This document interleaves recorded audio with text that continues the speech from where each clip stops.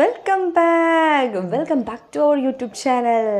അപ്പോൾ നമ്മൾ കുറച്ച് കാലത്തേക്ക് ഇനി ബിഗ് ബോസ് ആയിട്ടുള്ള കോണ്ടന്റ് ആയിരിക്കും ഉണ്ടാകുക. അതിലിടയ്ക്ക് നല്ല ബ്യൂട്ടി ടിപ്സ് എനിക്ക് തോന്നിയിട്ടുണ്ടെങ്കിൽ, അതായത് നിങ്ങൾ റിക്വസ്റ്റ് ചെയ്തിട്ടുണ്ടെങ്കിൽ ആ റിക്വസ്റ്റിംഗ് വീഡിയോ ഇടും. ഒരു റിക്വസ്റ്റിംഗ് പെൻഡിങ് ഉണ്ട്, ഞാനത് വേഗത്തിൽ ചെയ്യാവുന്നതാണ്. അപ്പോൾ ഇന്നലത്തെ എപ്പിസോഡ് കണ്ടിട്ട് ഭയങ്കര ഷോക്കായിട്ടുള്ളത്, ഈ ബിഗ് ബോസും ഏഷ്യാനെറ്റും എവിടത്തേക്കാണ് പോകുന്നത് ഈ ഗെയിം. സത്യത്തിൽ ഈ കണ്ടസ്റ്റൻസിൻ്റെ ഗെയിം മാത്രമല്ല ഇവിടെ നടക്കുന്നത്, ബിഗ് ബോസിൻ്റെ ഒരു ഹൈഡിങ് ഗെയിം ഉണ്ട്. അത് ആർക്കും തിരിയില്ല. അത് ലാസ്റ്റ് വിന്നറാകുമ്പോഴാണ് നമുക്ക് തിരിയുക ഇത് ബിഗ് ബോസും കൂടെ കളിക്കുന്നുണ്ട് ഇതിൽ നന്നായിട്ടെന്ന്. അപ്പോൾ ഇന്നലത്തെ എപ്പിസോഡ് കണ്ടപ്പോൾ സത്യം പറയാമല്ലോ, ഞാൻ ഫസ്റ്റത്തെ ജാസ്മിൻ വീഡിയോ ഇട്ടരേ ഞാൻ പറഞ്ഞിട്ടില്ലേ, എനിക്ക് ആ ജാസ്മിൻ ജാഫർ എന്ന് പറഞ്ഞ ഒരാൾ എന്നുള്ളൊരു കാരണം കൊണ്ടാണ് ഞാൻ ഈ ബിഗ് ബോസ് കണ്ടത്. ഇപ്പോഴും അതേ ആ കണ്ടസ്റ്റൻസ് ഔട്ടായി കഴിഞ്ഞാൽ ഞാൻ പിന്നെ എന്താ പറയുക, ജസ്റ്റ് കാണുന്നേ ഉള്ളൂ. അങ്ങനെ പോയിട്ട് അതിലേക്ക് ഇങ്ങനെ മോടി കൊടുക്കാൻ പോവില്ല. പക്ഷേ ഇത്ര വരെയും കണ്ടതിൽ വെച്ചിട്ട് ഞാൻ കാണാൻ ഇടയാക്കിയ ആ ഒരു കണ്ടസ്റ്റൻസിനെ കുറിച്ചിട്ട് തന്നെ ഇപ്പോഴും ആൾക്കാർ പറഞ്ഞുകൊണ്ട് നിൽക്കുന്നുണ്ട്. സത്യമാണ് ആൾക്കാർ പറയുന്നത്. പക്ഷേ അതെനിക്ക് തോന്നുന്നു പറഞ്ഞാൽ പ്രായം 23 വയസ്സാണ്. പ്രായത്തിൻ്റെ മെച്യൂരിറ്റി അവൾക്കില്ല. നല്ല എന്താ പറയുക, കാണാനെല്ലാം ഉണ്ട് വർക്കത്ത് എന്ന് പറയാം. നമ്മൾ പറയില്ല വർക്കത്ത് അല്ലേ, ആ ഒരു ശരീരത്തിൽ മാത്രമേ വർക്കത്തുള്ളൂ. നമ്മളെ കണ്ണൂർ ഭാഷയിൽ പറയാം വർക്കത്ത് എന്നാണ്, വർക്കത്ത്.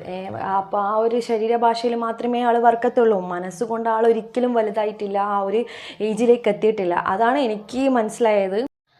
അപ്പോൾ 50ാമത്തെ എപ്പിസോഡിൽ ലാലേട്ടൻ ഇങ്ങനെ പറയുന്നുണ്ട്, എന്നാണ് ഈ ബിഗ് ബോസിൽ വന്നിട്ട് ഈ 50 ദിവസത്തിനുള്ളിൽ നിങ്ങൾക്ക് പല മാറ്റങ്ങളും സംഭവിച്ചിട്ടുണ്ടാകും. അതിലെന്തൊക്കെയാണ് ഓരോ ആൾക്കാരോടും ചോദിക്കുന്നുണ്ട്. അപ്പോൾ എന്തൊക്കെയാണ് മാറ്റം എന്ന് ചോദിക്കുന്നുണ്ട്.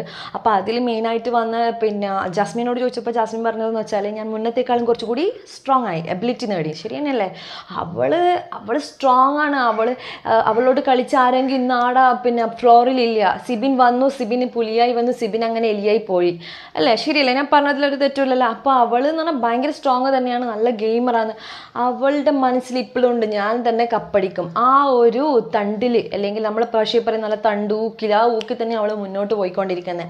നിങ്ങളിനി എന്ത് കുറ്റം പറഞ്ഞാലും ശരി, അവൾ ചെയ്യുന്ന തെറ്റ് തന്നെയാണ്. തെറ്റ് ഇനി എത്ര പാടിയതാണെന്നാലും മോള് ഈ പുറത്ത് വന്നിട്ട് അന്തസ്സായിട്ട് തന്നെ ജീവിക്കും.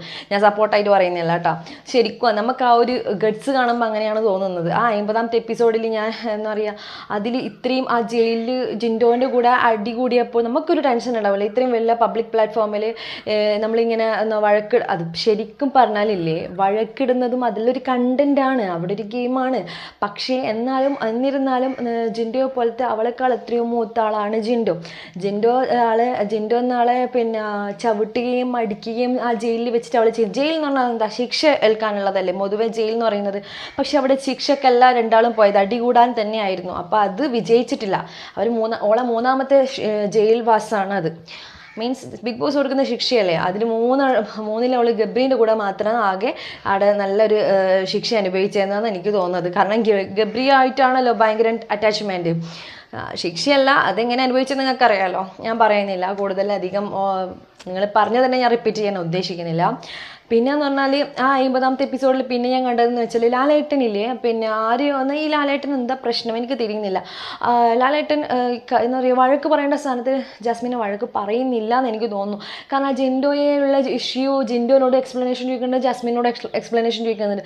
പക്ഷേ ലാലേട്ടന് ആ ഒരു ഗെയിമിൻ്റെ ലെവലിലാണ് ലാലേട്ടൻ അങ്ങനെ എടുത്തു പോകുന്നത്. ആരും ശിക്ഷ കൊടുക്കാനോ ഒന്നും പോയില്ല. പിന്നെന്ന് പറഞ്ഞാൽ ഹൻസിബേൻ്റെ കാര്യം, അതായത് ഒറ്റയ്ക്ക് പണിയെടുത്തു, അടുക്കള പണിയെടുത്തു, അല്ലെങ്കിൽ കിച്ചൺ ഡ്യൂട്ടി ചെയ്തു എന്ന് പറഞ്ഞിട്ടും അതുകൊണ്ടാണല്ലോ അവൾ ജയിൽ നോമിനേഷനിലേക്ക് വന്നത്. പക്ഷേ അവിടെ ഒരു നടപടിയും സ്വീകരിച്ചിട്ടില്ല. എനിക്ക് തോന്നുന്നു ലാലേട്ടനും കളി തുടങ്ങി ഗൈസ്. അപ്പോൾ ഈ ഏഷ്യാനെറ്റ്, ബിഗ് ബോസ്, ലാലേട്ടൻ ഇവരെല്ലാം ഏഷ്യാനെറ്റിൻ്റെ ഈ പരിപാടി ഭയങ്കര പ്രൊമോട്ട് ചെയ്യാനാണ് നോക്കുന്നത്. അതിൽ ഈ ഗബ്രിൻ്റെ ലൈഫ്, ജാസ്മിൻ്റെ ലൈഫ് അതൊന്നും അവർക്കൊരു പ്രശ്നമല്ല ഗൈസ്.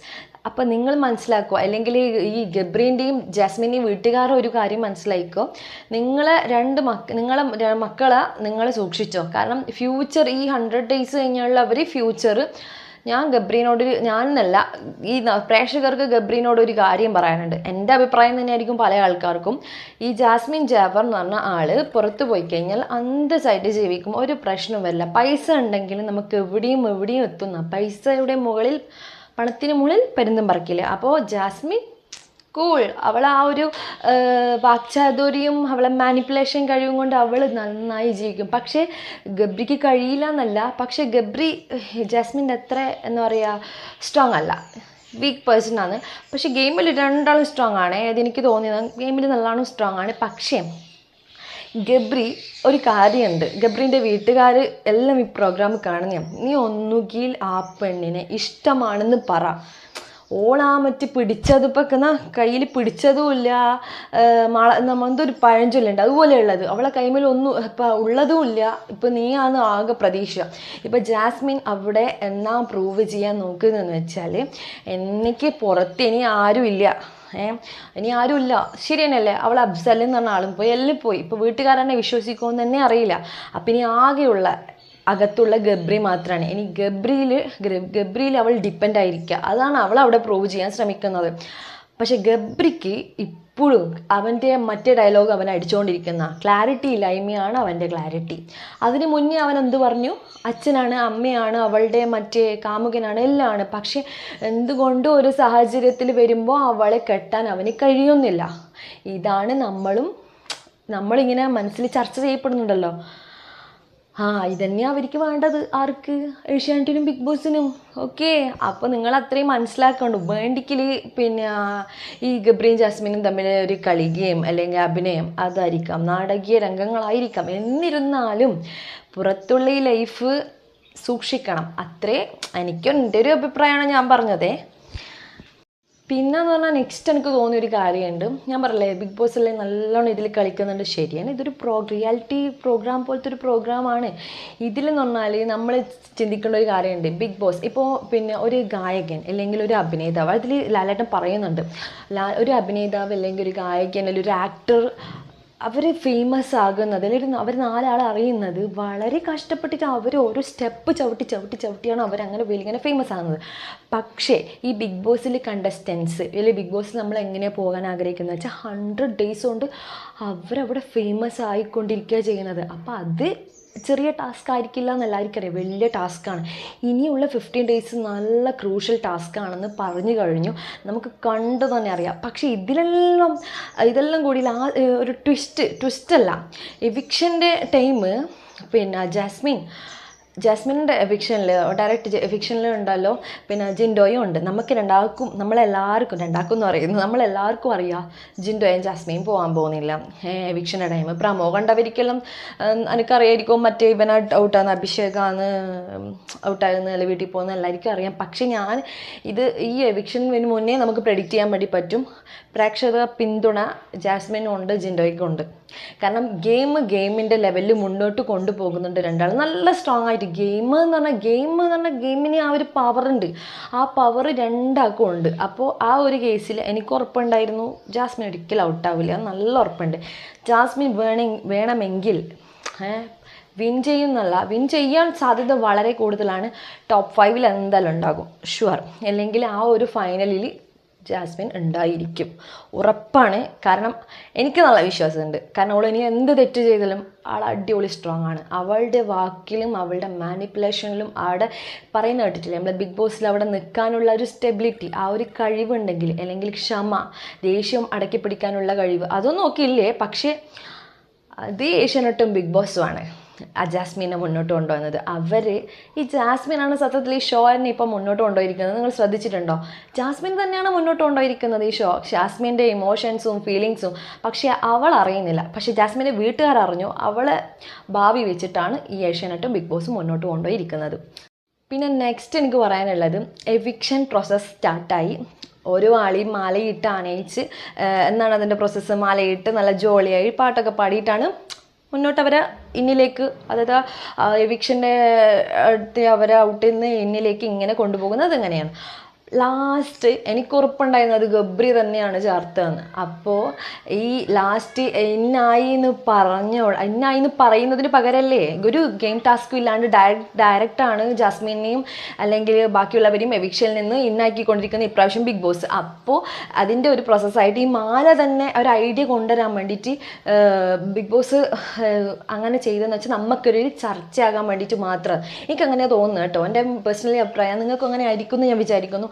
കാരണം ആ മാല ചാർത്തുക എന്ന് പറഞ്ഞാൽ നമ്മളൊരു പിന്നെ ഷാദി അല്ലെങ്കിൽ കല്യാണം കഴിക്കുമ്പോഴാണ് മാല ചാർത്തുക എന്നുള്ളൊരു പ്രോസസ്സ് അല്ലേ, ആ ഒരു ഇത്. അപ്പം സ്നേഹിക്കുന്ന ആളെ കയ്യിൽ നിന്ന് തന്നെ, നമുക്ക് സ്നേഹിക്കുന്ന ആളെ കയ്യിൽ നിന്ന് ആസ് എ ഗേൾ ഞാൻ പറയാം, സ്നേഹിക്കുന്ന ആളെ കയ്യിൽ നിന്ന് ഒരു ചെറിയൊരു കണ്ണം തുണ്ട കടലാസ് വരെ കിട്ടിക്കഴിഞ്ഞാൽ നമ്മൾ അവർ തൊട്ട കടലാസ്, നമ്മളൊരു ഗേൾസിൻ്റെ ഒരു ഫീലിങ്സ് ഉണ്ട്, അത് ബോയ്സിൻ്റെ തിരിയില്ല, എന്നാലും ഗേൾസിന് എല്ലാവർക്കും തിരിയും. പക്ഷേ നമ്മളെ സ്നേഹിക്കുന്ന ആളെ കഴിയുമ്പോൾ ആ ഒരു മാല തന്നെ കിട്ടിയപ്പോൾ എനിക്ക് ആ ഒരു ഇതുണ്ടാവും, ആ ഒരു പ്രണയത്തിൻ്റെ ആ ഒരു ഇതുണ്ടാവും, അതിൻ്റെ പേരെനിക്കറിയില്ല, ആ ഒരു ഇതുണ്ടാവും. അപ്പോൾ അത് ജാസ്മിന് കിട്ടിക്കഴിഞ്ഞു. അത് തന്നെയാണ് ബിഗ് ബോസിനും ഏഷ്യാനെറ്റിനും ആഗ്രഹിച്ചത്. അതുകൊണ്ട് തന്നെയാണ് ഗബ്രീനെ തന്നെ ഈ മാല ഇടേണ്ട ചടങ്ങിലേക്ക് എത്തിച്ചത്. അപ്പോൾ ഇതിൽ നിന്നും എന്ത് മനസ്സിലാക്കാം നമുക്ക്? ഷോ മുന്നോട്ട് കൊണ്ടുപോകുന്നത് ജാസ്മിൻ്റെ ഫ്യൂച്ചറാണ് മുന്നോട്ട് കൊണ്ടുപോകുന്നത്. പിന്നെ ഒരു കാര്യമുണ്ട്, പുറത്ത് 100 days കഴിഞ്ഞിട്ട് പുറത്ത് വന്ന ജാസ്മിനെ ബിഗ് ബോസ് ഏഷ്യാനെറ്റൊന്നും നോക്കൂല കേട്ടോ. അതുകൊണ്ട് ജാസ്മിൻ്റെ പാരൻസ് എവറായിട്ടിരിക്കുക, അതായത് ബോധവാന്മാരായിട്ടിരിക്കുക. അത് മോളുടെ ഭാവിയാണ് ഇങ്ങനെ തൊലഞ്ഞുകൊണ്ടിരിക്കുന്നത്. അതുപോലെ ഗബ്രീൻ്റെ വീട്ടുകാരും സൂക്ഷിച്ചോളൂ, അത്രേ പറയാനുള്ളൂ. പിന്നെ നമുക്കൊരു ചർച്ചയാക്കാൻ വേണ്ടിയിട്ട് ബിഗ് ബോസ് തന്ന ഒരു എവിക്ഷൻ തന്നെയാണെന്ന് ഈ ലാസ്റ്റ് നടന്ന ഈ സംഭവത്തെ എനിക്ക് തോന്നുന്നു. നിങ്ങൾക്ക് എങ്ങനെയാണ് തോന്നിയേ, അല്ലെങ്കിൽ അതിലെന്തെങ്കിലും നിങ്ങൾക്ക് വ്യത്യസ്തമായി തോന്നിയിട്ടുണ്ടെങ്കിൽ ഒന്ന് എൻ്റെ കമൻറ്റ് ബോക്സിൽ വന്നിട്ട് കമൻറ്റ് ചെയ്യണേ. എനിക്ക് തോന്നുന്നത് ഞാൻ പറഞ്ഞു, നിങ്ങൾക്ക് എന്താണ് തോന്നിയതെന്ന് എന്തായാലും കമൻറ്റ് ചെയ്യണം കേട്ടോ. സത്യം പറഞ്ഞാലില്ലേ, ഈ ബിഗ് ബോസ് ഞാൻ പറഞ്ഞില്ലേ, നിറയെ പരിപാടി, ഒരിക്കലും നിർത്തലാക്കാനൊന്നും കഴിയില്ല. അങ്ങനെ നമുക്ക് കാരണം കൂടാനുകൂടി ജനങ്ങൾ കാണുന്ന ഈ പ്രോഗ്രാമിൽ ഈ പബ്ലിക് പ്ലാറ്റ്ഫോം ഒരാളെ ലക്ഷ്യമാക്കിയിട്ട് ഇങ്ങനെ പോയിക്കൊണ്ടിരിക്കുന്നുണ്ട്. നമുക്ക് ജാസ്മിൻ ഇനി കുറച്ച് കാലം കഴിഞ്ഞാൽ മുന്നോട്ട് നല്ല ഈ ക്രൂഷ്യൽ ഗെയിം ഇങ്ങനെ കളിക്കുമോ അല്ലെങ്കിൽ ഔട്ടാകുമോ നമുക്ക് കണ്ടറിയാം. ജാസ്മിൻ മാത്രമല്ല കേട്ടോ, പല ആൾക്കാരുണ്ട്, അതിൽ വ്യത്യസ്തമായ ആൾക്കാരുണ്ട്. പക്ഷെ അവരെയൊന്നും എനിക്ക് തോന്നുന്നില്ലേ, ഞാനിനി ആ ജാസ്മിന് കാരണം കണ്ടോണ്ടാന്നറിയില്ല, ഞാൻ ജാസ്മിനെ മാത്രം ഫോക്കസ് ചെയ്തിട്ടാണ് ഗെയിം കാണൽ. കാരണം game, only the game, not ഓളെ ഒരു സ്റ്റേറ്റ്മെൻറ്റോ അല്ലെങ്കിൽ ഓളെ മാനിപ്പുലേഷനിൽ അംഗീകരിക്കുന്ന അതൊന്നും ലെവലിലല്ല. പക്ഷേ ഗെയിമാണ് ജാസ്മിൻ എങ്ങനെ കളിക്കുന്നത്, അവൾ എന്താണ് അടുത്തത്. ശരിക്കും പറഞ്ഞാൽ ഒരു ബലിശുള്ള അങ്ങനെ എന്തോ പറയാനുണ്ട്, ആ ഒരു കുട്ടിയാണ് ജാസ്മിൻ. അവൾക്ക് ആ ഒരു വീട്ടിലത്തെ ഒരു എന്താ പറയുക, നമ്മൾ വീട്ടിൽ എങ്ങനെ ഉണ്ടാവും, നമ്മൾ എവിടെയെങ്കിലും പോയി കഴിഞ്ഞാൽ സത്യം പറഞ്ഞാൽ നമ്മൾ വീട്ടിലത്തെ ഒരു സ്വഭാവം എടുക്കാൻ പാടില്ല, അത് സത്യമാണ്. പക്ഷെ അതൊന്നും ആ കുട്ടിക്ക് അറിയില്ല. അത് എന്താ ഇപ്പോൾ പറഞ്ഞിട്ടൊന്നും വേണ്ടേ, ഞാൻ അവളെ ന്യായീകരിക്കാൻ പറയുന്നൊന്നുമല്ല, അത് തന്നെ സത്യം. അത് വീട്ടുകാരെ പഠിപ്പിച്ചു കൊടുക്കായിട്ടൊന്നുമല്ല, എല്ലാവരും വീട്ടുകാരെ പറയുന്നത്, വീട്ടുകാരെ പഠിപ്പിച്ചു കൊടുക്കായിട്ടാ സ്വന്തം നേടേണ്ടിയാണ്. പെൺകുട്ടിക്ക് ഈ ആർത്തവ സമയം കഴിഞ്ഞാൽ തന്നെ മെച്യൂരിറ്റി വരാനുള്ള ടൈം വരും എന്നാണ് എല്ലാവരും പറയുന്നത്.